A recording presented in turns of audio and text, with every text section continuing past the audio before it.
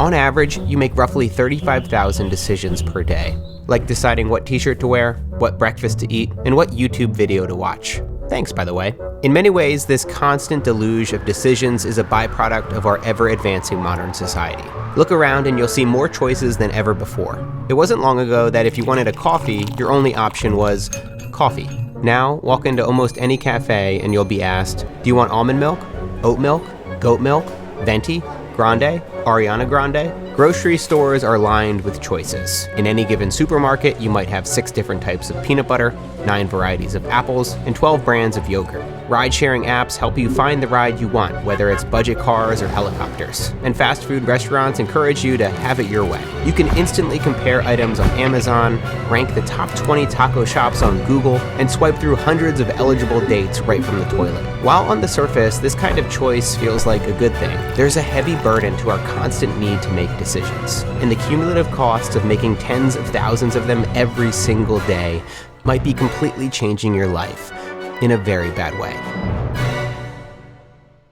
All right, so I know that this might all sound a little bit dramatic. After all, most of the decisions that we make on a daily basis aren't exactly life or death. We're trying to figure out what shoes to wear or whether or not that CAPTCHA image is a seal or a traffic sign. But when we constantly sweat the small stuff, it has implications on our happiness, the quality of our relationships, and if we aren't careful, it can even impact the outcome of really important decisions, like choosing where to invest our money or whether or not to take that job in a new city.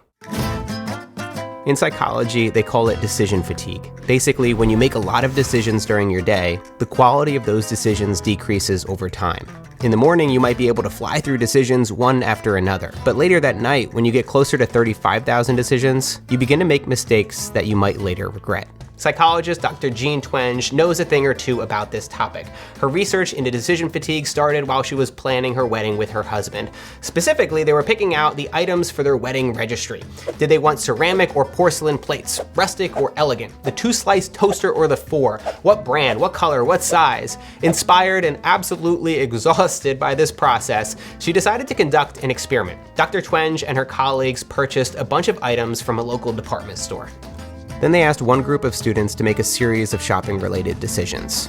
Would they prefer a computer mouse or a controller? Did they want a red t-shirt or a black one? How about a candle or a coffee mug? And then a second control group was asked to contemplate the same products, but this time without having to make any choices. Afterward, both groups took a classic self-control test, holding their hand under ice water for as long as they could. And the result? The decision makers scored significantly lower when it came to self-control. This finding, along with many other follow-up studies to back it, have come to the conclusion that self-control is kind of like a battery. Every decision that we make, even the little ones, drains the battery's charge a little bit, which means that we have less energy available to make other decisions later on. And those decisions that we make might not always be good ones. Studies have found that nurses make more expensive and ineffective decisions the longer they go without a break. And judges have been shown to be less likely to grant parole later in the day, even with similar cases.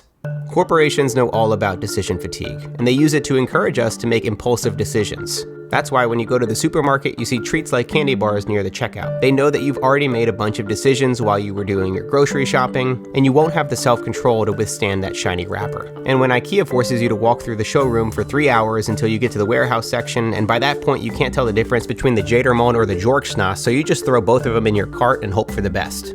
And when we're really worn out from making too many decisions, sometimes we refuse to make any at all. We neglect, ignore, or postpone important decisions because it all feels too difficult. We don't know what to say back to that person in a text message, so we ghost them for a month. We don't know what task to tackle next on our to-do list, so we do none of them. We stand still in the IKEA warehouse, drooling from our mouth, looking at all of the options, which only makes us want those meatballs even more. And if that all sounds a lot like procrastination, that's because it is. Decision avoidance can keep us stuck in a state of analysis paralysis and stop us from taking action on the important things. The good news is that there are some simple strategies you can use to reduce decision fatigue and make better choices where it counts. But first, a quick word from my sponsor. This video is brought to you by Squarespace. So the truth is, coming up with an idea for a website is actually pretty easy. Matt's premeltedicecream.com. Oh, thank God it's available. But actually deciding on fonts, choosing a layout, and building your website from scratch, that's when things can get a little overwhelming. Luckily, Squarespace has taken a lot of the guesswork out of building a beautifully responsive website. You can use Squarespace's template browser to answer a few questions to get hand-picked templates that are a perfect fit for your project, business, or your pre-melted ice cream delivery shop. But hey, if you want to try a few flavors, I'm not going to judge you. My favorite part of Squarespace is that it's easy to customize. Drag and drop images, and get one-click integrations for everything from your newsletter, e-commerce sites, or mouth-watering menus. Visit squarespace.com today for a free trial. And when you're ready to launch, go to squarespace.com/MattDiavella to save 10% off your first purchase of a website or domain. Thanks so much to Squarespace for sponsoring this video. It's actually a pretty good idea. Okay, so let's talk about some simple strategies that you can use to reduce decision fatigue and make better choices every day. The first and most straightforward way is to simply reduce the amount of decisions that you make. Okay, let's be honest. There is so much crap that we take on every day that we simply don't need to. So take stock of your commitments and determine what's actually essential and what you could let go of. Cut down on your to-do list from 20 items to 10. Take a rain check on your next social engagement. Or if you're really feeling the pressure from the amount of decisions that you need to make, employ what I call the universal no. So whenever I'm really busy, if I'm working towards a project deadline, let's say I'm making a course for my company's slow growth, I will say no to all interviews, all networking calls, and all side projects. It doesn't matter if The Rock shows up at my door and he's like, hey, Matt, I've got a role for you in my next movie. I will tell him, I will look The Rock right in his eyes and say, no. That's a lie. I would definitely say, yeah. I mean, what are you gonna do in that situation? You're not gonna say no to The Rock. Yeah, so obviously there's exceptions. There's always exceptions. But for 99.9% of all decisions that you need to make, I would typically say no. In the end, it makes the act of turning people down so much easier because you can say, sorry, right now I'm turning down all commitments, unless you're The Rock, as I work towards the launch of my next project. This really tends to take the sting out of the word no, and people don't get as butthurt when you turn them down. Next, you can automate as many decisions as possible. There's a reason that some of the world's most successful people wear the same thing every day, from Steve Jobs to Barack Obama to these brilliant people know that automating daily decisions like what to wear each day can free up some of that precious cognitive energy for the things that actually matter. This is where putting simple routines in place can really be helpful, whether it's having a meal plan on rotation or working out at the same time every day. Not only will this help to conserve that brain power, but it can also help you make healthier decisions every day without trying, thanks to habits. And finally, make your most important decisions first thing during the day when your brain hasn't had the chance to get fatigued by all the other minor decisions yet.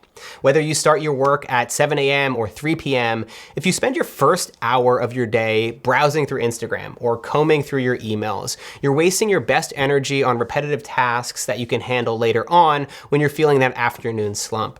Instead, choose the 2 to 3 most important things that you need to get done today, the things that require the most amount of mental energy, and do those things first. That's why I typically leave my mornings open to write or to plan my big picture ideas for my business, because that's when I know the most important decisions are being made.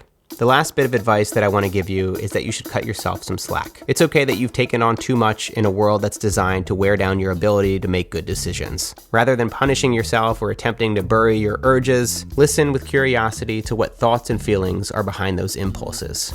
By paying attention to the triggers that lead to not so great decisions, you can learn to identify the things that drain your energy and compromise your judgment. Like when for a minute I said that I would turn down The Rock's movie role, because honestly, The Rock, Dwayne, Mr. Johnson, if you're watching this video and you want me to make a cameo in your next movie, I know obviously like it's probably hard to get a self-development YouTuber to be in a big Netflix movie, but I could probably move some things around. It's really not a big deal. You've got my number because I keep calling you and you just have blocked me.